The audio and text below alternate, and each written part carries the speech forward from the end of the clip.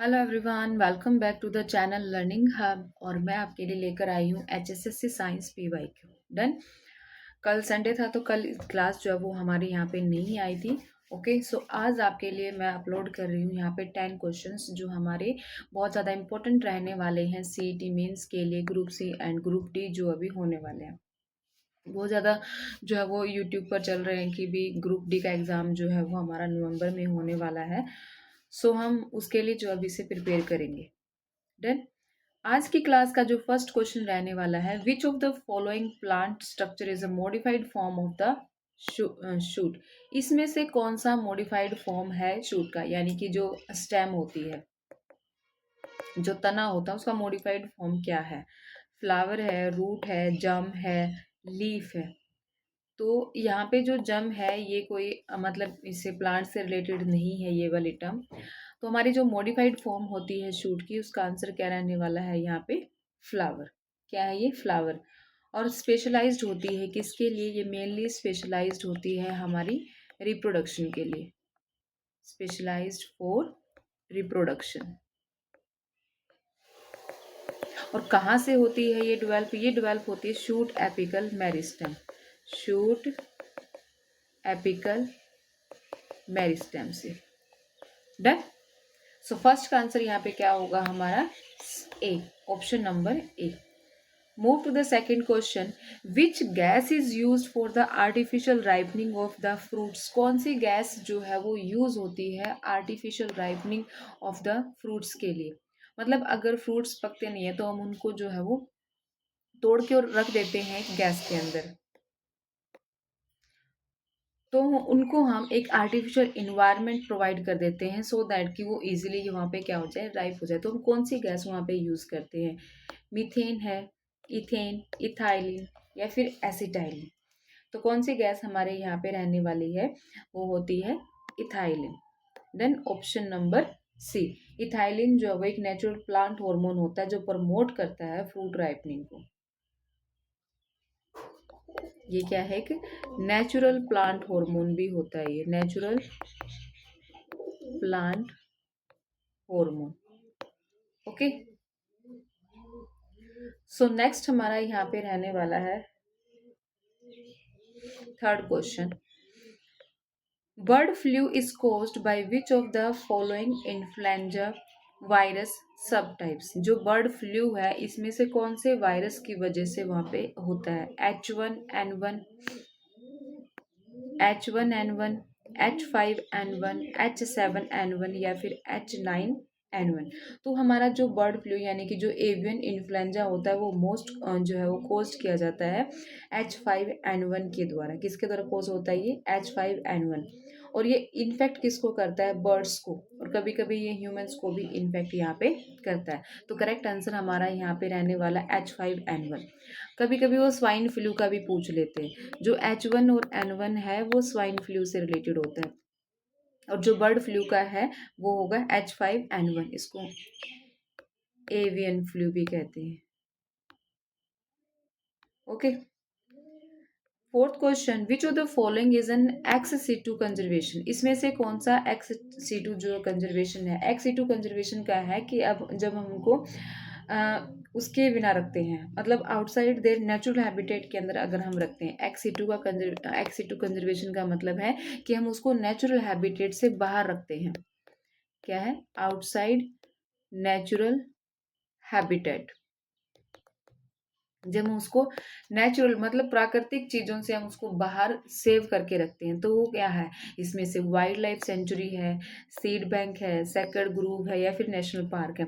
जो wild life sanctuary है, sacred groove है, ये सारे क्या है, हमारे इन सीटू कंजर्वेशन है। ये क्या है, इन सीटू कंजर्वेशन है। इसमें से जो हमारा राइट आंसर रहने वाला है वो होगा सीड बैंक। सीड बैंक क्या है हमारा, एक्स सीटू कंजर्वेशन के अंदर आता है। ओके, इसको हम क्या करते हैं, आउटसाइड द नेचुरल हैबिटेट के अंदर जो सीड बैंक है, हम वहाँ पे सीड को स्टोर करते हैं फॉर फ्यूचर यूज़। फ्यूचर के अंदर हम उसको कैसे यूज़ कर सकते हैं, तो हम वहाँ जाके उन चीज़ों को स्टोर कर देते हैं, इसलिए हम उसको सीड बैंक के नाम से जानते हैं। बाकी जो इसके अंदर तीन ऑप्शन है A, C, and D, वो सभी हमारे क्या हैं, इन सीटू कंजर्वेशन के अंदर आते हैं। Right. Next is the if a gametophyte is produced from a somatic cell without meiosis the process is called. अगर गैमेटोफाइट प्रोड्यूस होता है किसी सोमेटिक सेल से, अगर गैमेटोफाइट प्रोड्यूस होता है किसी भी सोमेटिक सेल से बिना मियोसिस के, बिना किसके, बिना मियोसिस के, तो उस प्रोसेस को हम क्या कहेंगे? एपोगैमी, पार्थिनोकार्पी, सिनगैमी या फिर एपोस्पोरी। तो पहला ऑप्शन यहाँ पे क्या है, ये कई बार आता है क्वेश्चन। पहला ऑप्शन यहाँ पे क्या है? एपोगैमी। तो एपोगैमी क्या होता है? जब स्पोरोफाइट डेवलप होता है गैमेटोफाइट से, एपोगैमी के अंदर क्या होता है? Sporophyte develop from gametophyte. जब गैमेटोफाइट से स्पोरोफाइट का बनना, तो वो क्या कहलाएगा? Apogamy. Next is the parthenocarpy. Parthenocarpy क्या होता है? फ्रूट डेवलप विदाउट फर्टिलाइजेशन, मतलब फर्टिलाइजेशन नहीं हुई है बट फिर भी फ्रूट जो है वो यहाँ पे हमारा बन गया, तो उस प्रोसेस को हम क्या कहते हैं? Parthenocarpy, fruit develop without fertilization. Next is the syngamy. Syngamy क्या होता है? जब मेल एंड फीमेल गैमेट्स जो है वो फ्यूज होते हैं, तो ये होगा fusion of male plus female gametes. Okay. And the apospory. Apospory क्या होता है? कि जब गैमेटोफाइट डेवलप होता है किसी सोमेटिक सेल से, gametophyte develop from somatic cell, done. तो वो क्या होता है?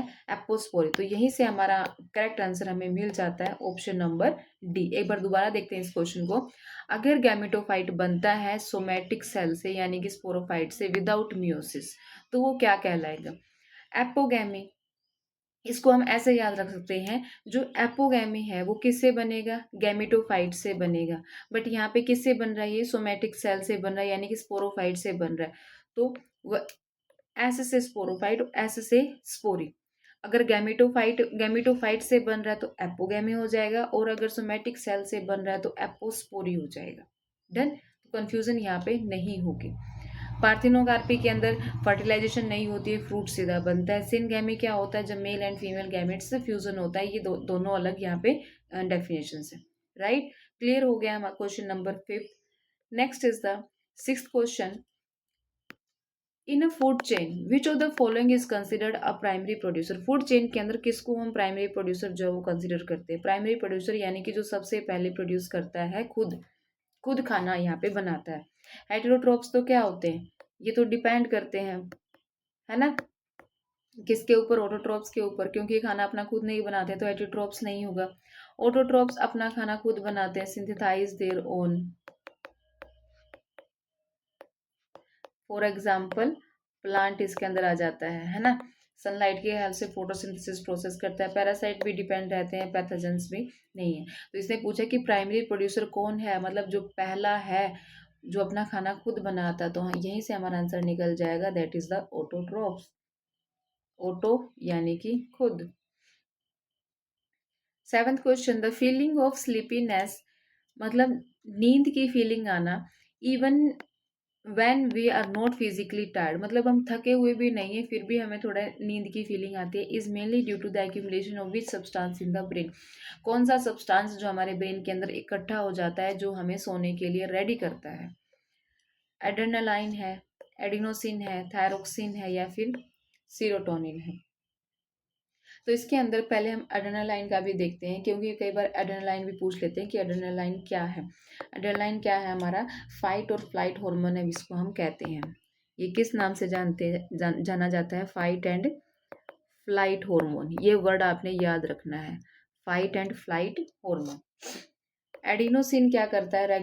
ये हमारा प्रमोट करता है स्लीपीनेस को, नींद को प्रमोट करता है, प्रमोट स्लीपीनेस। थायरोक्सिन क्या करता है? मेटाबॉलिज्म एंड ग्रोथ को रेगुलेट करता है, मेटाबॉलिज्म एंड ग्रोथ को रेगुलेट करता है। सीरोटोनिन क्या करता है? ये एक न्यूरोट्रांसमीटर होता है जो हमारे मूड को रेगुलेट करता है, स्लीप को देखता है और एपेटाइट को देखता है। डन। ये चारों इस ऑप्शन के अंदर, इस क्वेश्चन के अंदर थे। तो इसने पूछा था कि कौन सा ऐसा सब्सटेंस है जो एक्यूमुलेट होता है हमारी ब्रेन के अंदर जिससे हमें नींद आना स्टार्ट हो जाती है, तो वो कौन सा होगा। यहाँ पे करेक्ट आंसर रहने वाला है एडिनोसिन। कौन सा है ये, एडिनोसिन। ये क्या करता है कि जब वेकफुलनेस होती है तो उस टाइम पे ये इकट्ठा होना स्टार्ट हो जाता है। ओके। तो हमें फिर स्लीपीनेस की फीलिंग आनी स्टार्ट हो जाती है जब ये ज़्यादा एक्यूमुलेट हो जाता है। तो हमारा करेक्ट आंसर यहाँ पे होगा एडिनोसिन।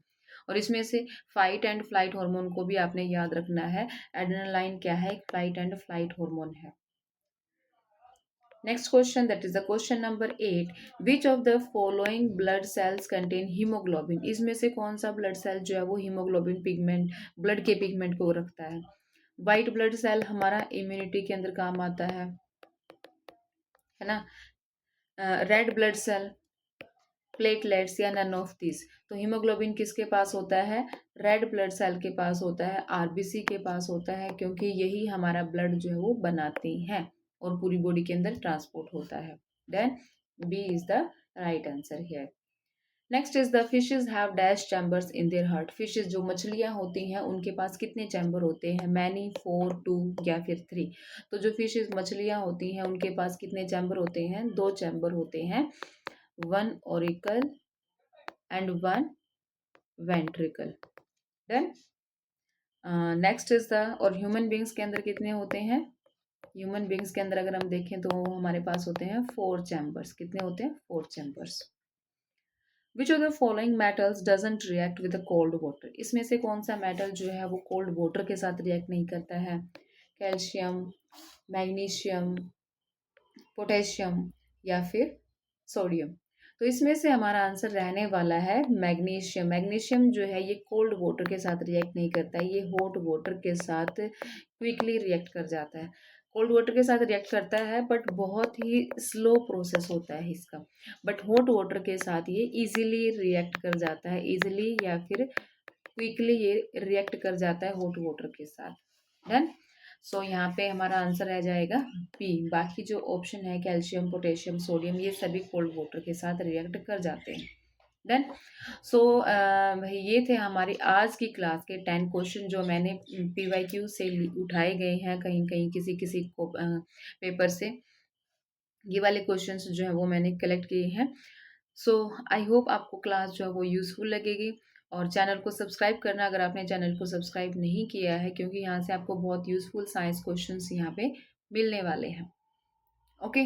कि किस टाइप के क्वेश्चंस हमारे साइंस के अंदर पूछे जाते हैं HSSC के एग्जाम्स के अंदर।